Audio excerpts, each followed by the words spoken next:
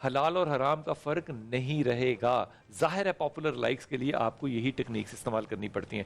حضور ہمارے بہت بڑے عالم ہیں اور میرے زبیر بھائی کے تو وہ اساتذہ میں سے بھی کنسیڈر ہوں گے. انہوں نے کہہ دیا اور میں اس کے شدید خلاف ہوں. انہوں نے کہہ دیا جناب کہ عورت آئے اور اپنا حق مانگے الگ ہو جائے. میں اس کے خلاف نہیں ہوں کہ وہ الگ اگر بیوی ہونا چاہتی ہے تو وہ ہو جائے, لیکن میرے وسائل کے مطابق. کیا یہ چیزیں جو ہیں صرف ٹک ٹاک تک اور سوشل میڈیا تک ہیں, یا علماء کا بھی اس میں ایک حق ہے کہ آپ نے حقوق دے دیا اور اس پہ ایک جوک بن گیا کہ اس نے کہا جی میرا حق ہے شرعی, میں نے سنا ہے فلاں مفتی صاحب کو کہ الگ ہونا ہے, اس نے کہا میرا بھی شرعی حق ہے پھر کہ میں دوسری شادی کروں, تم وہاں شریعت پوری کر لو میں یہاں شریعت پوری کر لیتا ہوں. کیونکہ ظاہر ہے بزرگوں کو زندگی میں معاشرے میں جب تک فوقیت نہیں ملے گی ایک بزرگ معاشرہ نہیں بن سکتا. حضرت بسم اللہ الرحمن الرحیم. خلق الانسان ضعیفا, صدق اللہ العلی العظیم. اللہ سبحانہ و تعالیٰ کی قرآن مجید سے ایک بڑی مختصر لیکن بہت جامع اور بڑی پر اثر آیت ہے. اللہ سبحانہ و تعالیٰ نے ارشاد فرمایا کہ خلق الانسان ضعیفا, انسان کو کمزور پیدا کیا گیا ہے. اہل علم یہ بات سمجھتے ہیں کہ ایک مرتبہ لفظ کہا جائے انسان کو کمزور پیدا کیا گیا, ایک مرتبہ کہا جائے انسان کمزور پیدا ہوا. زمین آسمان کا فرق ہے.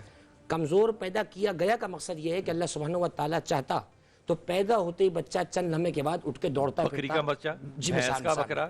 جبکہ ہمارا یہ کہنا ہے کہ انسان اشرف المخلوق ہے.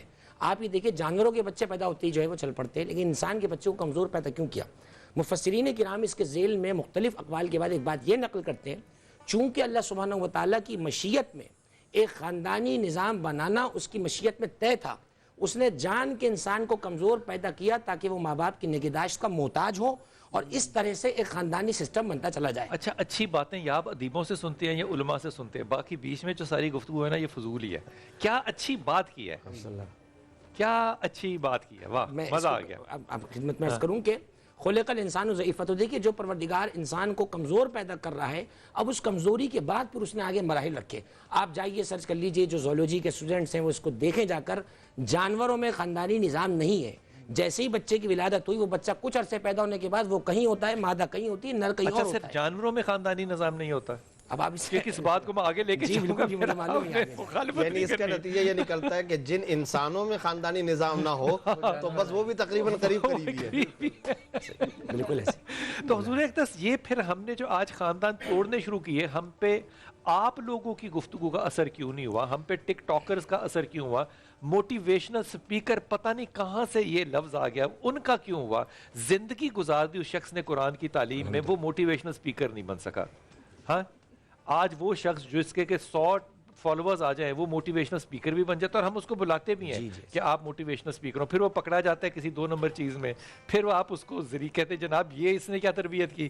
حضور آئیکن ڈیفرنٹ ہے ہمارے, یا سوشل میڈیا واقعی ممبر سے زیادہ طاقتور ہے, ہمیں مان لینا چاہیے؟ میں اس کے سلسلے میں اب چونکہ بات موضوع ایسا ہے لہٰذا میں بغیر کسی لگی لپٹی جملہ یہ بھی عرض کروں, دیکھیے جب رشتوں کی بنیاد فقط شہوت پرستی اور فقط شہوت مکمل کرنے کے لیے ہو, خاندان کبھی نہیں بن سکتا. دیکھیے زوجیت بس چپ چھوڑ دے اس یار, بس یہ حقیقت عمل ہے. صحیح بات, ظالم بات نہیں کر دی, بالکل بالکل ظالم بات کر دی. حضور پھر کس پہ بنیاد ہونی چاہیے؟ آپ نے ابھی جن ممالک کی مثال دی ان ممالک میں آپ نے چائنا کا بھی لفظ اٹھایا. میں ہانگ کانگ سے ٹرین پہ جا رہا تھا, گونگزو چائنا, تو بھائی مفتی شعیب صاحب وہاں ہانگ کانگ کی کولون مسجد میں ہوتے ہیں, تو موبائل ہم استعمال کر رہے تھے, 8-10 افراد تھے. جیسے ہی ٹرین داخل ہوئی ہے نا چائنا کے اندر, تو داخل ہوتے ہی سب نے دیکھا یار نیٹ ورک شاید پرابلم ہوگی, ہم نے کہا شاید ٹرین چل رہی ہے تو اس کی وجہ سے, تو وہ ہنسنے لگے. تو ہم نے کہا کیوں ہنس رہے ہو؟ کہتے ہیں اب آپ کا یہاں پر سوشل میڈیا نہیں چلے گا, فیس بک نہیں ہے, یوٹیوب نہیں ہے, ایون کہ گوگل نہیں ہے. اچھا کمال ہے, زندہ کر گئے وہ, اور زندہ ہے ہوتا ہے. اچھا دوسرے نمبر پر ایک بات ہے بلال بھائی, ابھی میں 20 دن پہلے اسلامک فقہ اکیڈمی OIC کے ماتحت ایک کانفرنس ہوئی ہے جدہ میں. اس میں میرے مقالے کا جو عنوان انہوں نے مجھے دیا تھا وہ تھا بیان و احکام التواصل الاجتماعی و ضوابطها, سوشل میڈیا کے شرعی احکام. اچھا 40 صفحات کا عربی میں نے مقالہ پیش کیا, امام کعبہ اور دوسرے حضرات پوری دنیا کے 57 اسلامی ممالک کے مفتی اعظم اور سب علماء آئے ہوئے تھے. بلال بھائی آپ حیران ہوں گے کہ اس کانفرنس کے اندر جب ہم نے یہ باتیں پیش کی اور وہاں پر تو پتہ یہ چلا کہ سارے کے سارے اپنے اپنے اسلامی ممالک کی اس آفت کو نشہ قرار دے رہے ہیں, لت قرار دے رہے ہیں, مرض قرار دے رہے ہیں, منشیات کے زمرے میں لا رہے ہیں, اس کو پابندی کرنے کا مشورہ بار بار دے رہے ہیں, اور ہو بھی رہا ہے, جی ہو بھی رہا ہے, جی جی کئی سارے ملکوں کے اندر ہو بھی رہا ہے, اور جہاں ہو رہا ہے وہاں پر حفاظت بھی ہے, جہاں نہیں ہے وہاں پر تباہی بھی ہے. اچھا, دوسری بات یہ ہے, جس وقت آپ اس کو وسائل قرار دو گے, سوشل میڈیا کو وسائل قرار دو گے, بچے رہو گے, مقاصد قرار دو گے تو تباہ ہو جاؤ گے. آپ اس کو بوقت ضرورت بقدر ضرورت مانو. یہ جملہ پھر کہیں, وسائل, جب تک آپ اس کو وسائل یعنی آلہ, میرا آلہ کار ہے, ٹول ہے, استعمال کرنے کا کسی فیسلٹی کو, جی, تب آپ تک تعلیم کے لیے, بزنس کے لیے, آپ کسی سائنسی تجربے کی معلومات کے لیے, خبروں کے لیے, نیوز کے لیے, مختلف چیزوں کے لیے وسائل قرار دو گے, بچے رہو گے. جب آپ مقاصد قرار دو گے تباہ ہو جاؤ گے. کیا یار, خدا کی قسم جملہ کہہ دیا یار, مقصد نہیں ہو سکتا. آج ضرورت نہیں بنایا گیا, نوجوان اس کے اندر اس طرح لگے ہوئے جیسے ان کا مشن ہو, وہ اس کو باقاعدہ پروفیشنل بنا کر کے مشن کے طور پر لے رہے, اور اس وقت ضرورت بقدر ضرورت آلے اور ذریعے کو استعمال کرنے کے بجائے وہ اس لگن کوڑھن کے ساتھ لگے میں نشہ بنا چکا ہے, آفت بن چکا ہے. یہ ایک ایسی اس وقت مصیبت بن چکی ہے جس نے خاندان تک توڑ دی ہے. حافظ جی, مصیبت یہ ہے کہ یہ ذریعہ معاش بن چکا ہے, ذریعہ معاش بن چکا ہے. آپ ذریعہ معاش تک بھی رکھتے تو بھی کوئی ایشو نہیں تھا, لیکن آج خاندانوں میں تباہی کیا ہے, ماں باپ پوری رات چیختے چلے جاتے ہیں بستر پر, وہ جو میرا نوجوان بھائی بہن بیٹھے ہوئے وہ تو اس کو پوری رات استعمال کر رہے ہیں. اچھا, اگلی بات, سما کی خبر. سما نے ایک باقاعدہ سروے جو فیس بک کا تھا وہ یہاں پر نشر کیا تھا, اور مجھے یاد ہے 2018 میں عنوان تھا فیس بک یا شیطان.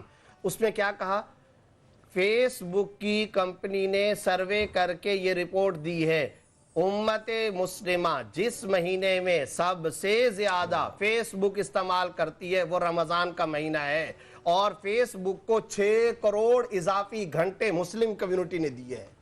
فیس بک کو 6 کروڑ اضافی گھنٹے مسلم کمیونٹی نے دیے. اب مجھے یہ کہنے کی ضرورت نہیں ہے کہ وہ ویب سائٹ جو سب سے زیادہ ڈاؤن لوڈ ہوتی ہیں پاکستان, ان ٹاپ 10 کون سی ہیں, وہ گندی والی ہیں. اس لیے یہ نہ مجھے کہیے گا کہ ہماری ہیرو ویورشپ بڑی اچھی ہے, رمضان میں شیطان بند ہوتے ہیں, تو پھر یہ سارا شیطانی کام کیوں ہو رہا ہے؟ اور مارکیٹنگ کے لیے فیس بک نے لوگوں کو باقاعدہ مشورہ جو دیا, ایڈوائز دی, وہ یہ ہے کہ چونکہ امت مسلمہ سب سے زیادہ فیس بک کا استعمال رمضان کے مہینے میں کرتی ہے, 6 کروڑ اضافی گھنٹے ملے, کھانے پینے اور اشیاء فیشن کی فالوئنگ کے لیے بیسٹ مہینہ رمضان کا مہینہ. پھر آگے ٹائمنگ کی لسٹ دی ہے, سب سے زیادہ بیسٹ ٹائم جو امت مسلمہ مسلمانوں نے دیا وہ سحری کا وقت ہے.